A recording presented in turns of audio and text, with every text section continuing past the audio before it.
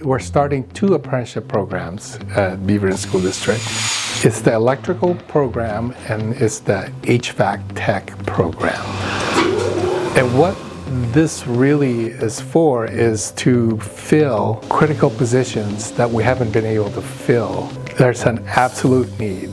These are people that maintain our HVAC systems, our electrical systems. Those are all critical systems in the district. For the HVAC techs, they'll fix the air conditioning or the heating.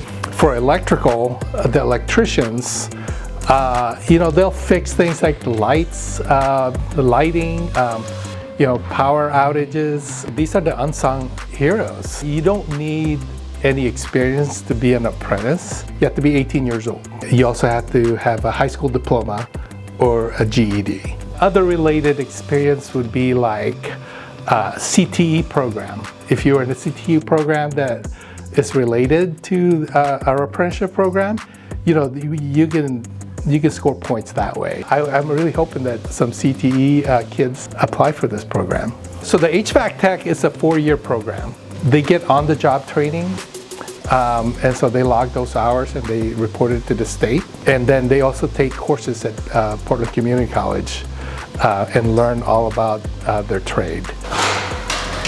For the electricians, which is a 2-year program, after 2 years they take the state test to get their license, and then they get their state-issued electrical license.